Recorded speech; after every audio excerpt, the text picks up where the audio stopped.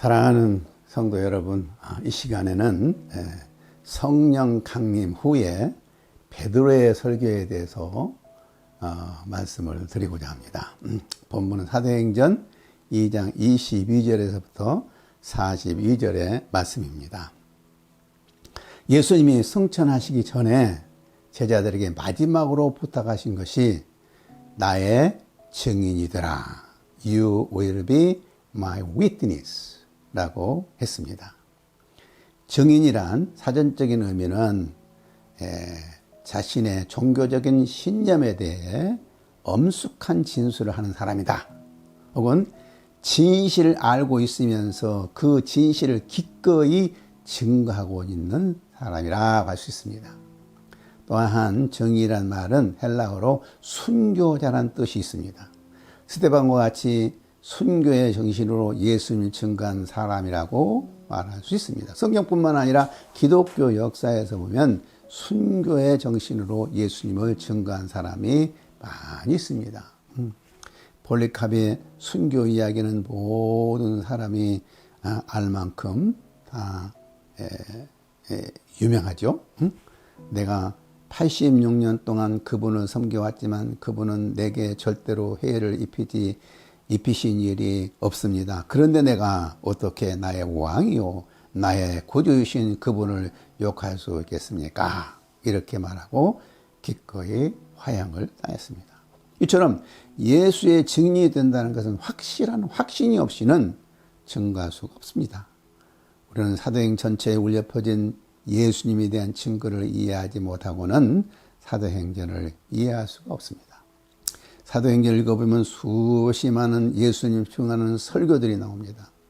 뿐만 아니라 예수를 증거했다는 말과 말씀을 증거했다는 말은 셀 수 없이 많이 나옵니다.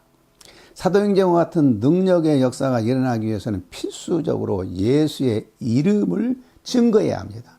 그 중에 대표적인 설교는 베드로의 설교입니다. 오늘 본문은 성령 강림 후 베드로가 처음 설교한 부분입니다. 이 설교 후에는 3,000명이 회심을 하게 된 놀라운 열매를 맺게 됩니다. 이 설교를 간단히 분석해 보고자 합니다. 첫째로 그분의 생애와 사역. 22절 보면 이스라엘 사람들아 이 말을 들으라. 너희도 아는 바와 같이 하나님께서 나사렛 예수로 큰 권능과 기사와 표적을 너희 가운데서 베푸사 너희 앞에서 그를 증거하셨느니라. 여기서 권능은 하나님의 능력을 보이신 것이고 기사는 놀라움을 이야기시키는 것이고 표적의 목적은 영적인 진리를 구현하는 것입니다. 하나님께서는 이와 같은 초자연적인 역사를 통해서 예수님이 하나님이시란 사실을 증거했다고 베드로는 설교하고 있습니다. 두 번째로 그분의 죽음입니다. 23절에 그가 하나님께서 정하신 뜻과 미리 아신 대로 내준 바 되었거늘 너희가 법 없는 자들의 손을 빌려 못 박아 죽였으나 예수님의 죽은 유다의 배신으로 죽은 것이 아니라 하나님의 뜻과 계획에 따라 죽으신 것입니다. 예수님의 십자가는 하나님의 그를 통해서 우리의 죄 사함을 주시고자 하시는 그의 목적이 있었기 때문이었습니다. 셋째로 그분의 부활입니다. 24절에 보면 하나님께서 그를 사망의 고통에서 풀어 살리셨으니 이는 그가 사망에 매일 수 없었습니다. 예수님이 하나님이시라면 결코 사단의 무기인 죽음의 공격으로 끝날 수가 없었습니다. 하나님은 사망의 고통과 매임에서 살려내신 분이십니다. 예수의 부활이었다면 십자가를 통한 죄의 사함이 불가능한 것입니다. 예수의 부활을 하심으로 죄의 사함과 중생이 가는 것입니다. 베드로는 이미 다윗이 수백 년 전에 예수의 부활을 예언했다는 것을 여기에서 인용하고 있습니다. 25절 28절을 읽을 때 자세히 들어보시기 바랍니다. 다윗이 그를 가리켜 이르되 내가 항상 내 앞에 계신 주를 배웠으며 나로 요동하지 않게 하기 위하여 그가 내 우편에 계시도다. 그러므로 내 마음이 기뻐하였고 내 혀도 즐거워하였으며 육체도 희망에 가리니 이는 내 영혼을 음부에 버리지 아니하시며 주의 거룩한 자로 썩음을 당하지 않게 하실 것이미로다. 주께서 생명의 길을 내게 보이셨으니 주 앞에서 내게 기쁨이 충만하게 하시리로다 하였으므로, 이 말씀은 다윗 자신의 이야기를 말한 것이 아니라 예수님의 부활에 대한 예언의 말씀이라고 말한 것입니다. 왜냐하면 그는 죽어서 장사되어 무덤에 있기 때문에 그는 자신의 부활을 예언한다고 볼 수가 없죠.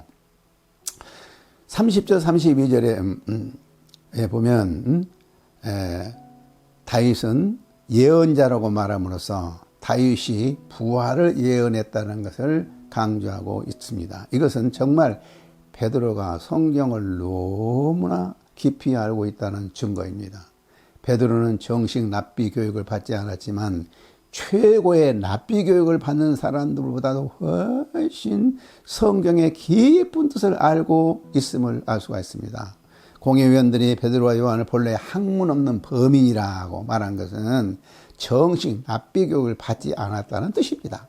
베드로는 성경을 근거로 해서 예수의 부활을 확증하고 그뿐만 아니라 그 부활을 목격한 증인이라고 그랬습니다. 30은 이 예수를 하나님이 살리신지라 우리가 이 일의 증인이로다. 이처럼 예수의 부활은 더 이상 의심할 수 없는 확실한 사실이라는 것을 우리는 믿을 수가 있습니다. 네 번째로 그분의 높이 올리우심, 23절, 33절, 36절 말씀이죠. 예수님은 부활하신 후 승천하여 하나님의 우편에 앉으신 절대적인 권능을 가지신 것입니다. 그래서 약속하신 성령을 받아 우리에게 부어주신 것입니다. 이 승천도 자기가 지어 만들어낸 이야기가 아니고 시편 110편에서 다윗의 입을 통해서 예언하신 것입니다. 그래서 33, 36절에서 시편을 인용하여 예수님의 승천에 대한 확실한 증거를 해주고 있습니다. 시간이 날 때 꼭 한번 읽어보시기 바랍니다. 다섯째, 그분의 구원입니다. 이 설교를 들은 사람들은 양심의 찔림을 받았습니다. 그래서 베드로와 사도들에게 이렇게 묻습니다. 형제들아, 우리가 어찌할꼬? 설교는 양심에 호소해야 합니다. 양심이 마비되어 죄를 깨닫지 못한 사람들이 얼마나 많이 있습니까? 아무리 설교를 들어도 양심이 마비된 사람은 죄를 깨닫지 못합니다. 예수에 대한 바른 증거를 하게 되면 양심이 살아나서 죄를 깨닫게 됩니다. 죄를 깨닫는 자에게 주어진 참 축복이 무엇입니까? 베드로가 이르되 너희가 회개하여 각각 예수 그리스도의 이름으로 세례를 받고 죄의 사함을 받아 그리하면 성령의 선물을 받으리니 이 약속은 너희와 모든 자녀와 먼데 사람 곧 주 하나님이 얼마든지 부르시는 자들에게 하신 것이라 하고, 죄를 깨닫게 되는 자에게 주어진 축복은 회개하고 죄의 사함을 받고 성령을 선물로 받는다고 했습니다. 이런 사람은 세례를 받을 수가 있습니다. 세례의 의미는 그분의 권위에 의해 그분의 주장을 인정하고 그분의 교리에 동의하며 그분을 섬기는 일에 종사하고 그분의 공로에 의지한 것입니다. 성령 그들을 중생시키고 그들 안에 내주하시며 그들을 연화시키고 그들을 변화시키는 일을 합니다. 하나님의 선물들은 하나님의 부르심과 시 공간에서 현재 주어집니다.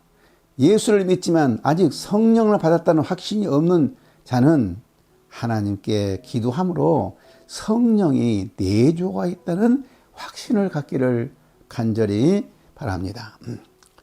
마지막으로 그분의 새로운 공동체, 40절에 보면 또 여러 말로 확증하여 권하여 이르되 너희가 이 패역한 세대에서 구원을 받으라 하니 그 말을 받는 사람들은 세례를 받음에 이날의 신도의 수가 3천이나 더하더라.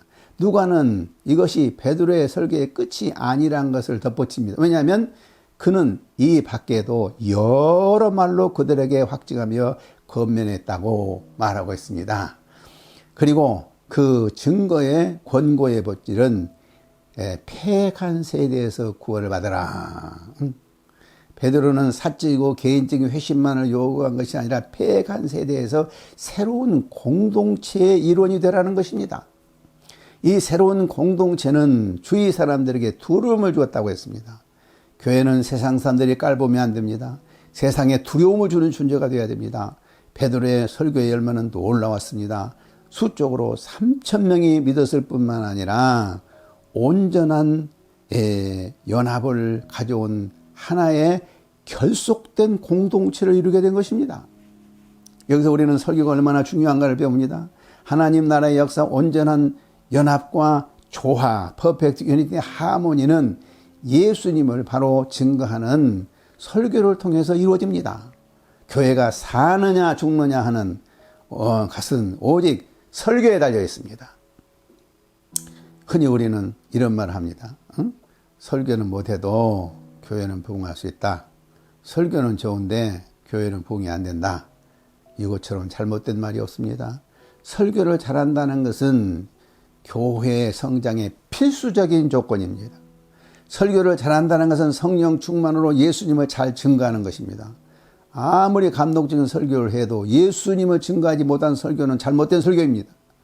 비록 설교가 흥미를 주지 못해도 예수님을 증거하기 위해서 성경을 깊이 연구하고 성령의 도움을 위해 기도를 많이 하면 설교는 죄사함을 받는 역사와 성령을 선물로 받는 역사가 일어납니다. 이런 설교가 있으면 교회는 반드시 부흥하게 됩니다. 이런 교회는 하나님 나라의 모습인 온전한 연합과 조화, perfect unity and harmony가 이루어진 새로운 공동체가 이루어집니다. 우리는 하나님 나라의 비전을 가지고 그 비전이 성취되기 위해서 힘써서 예수의 이름을 증거해야 하겠습니다. 감사합니다.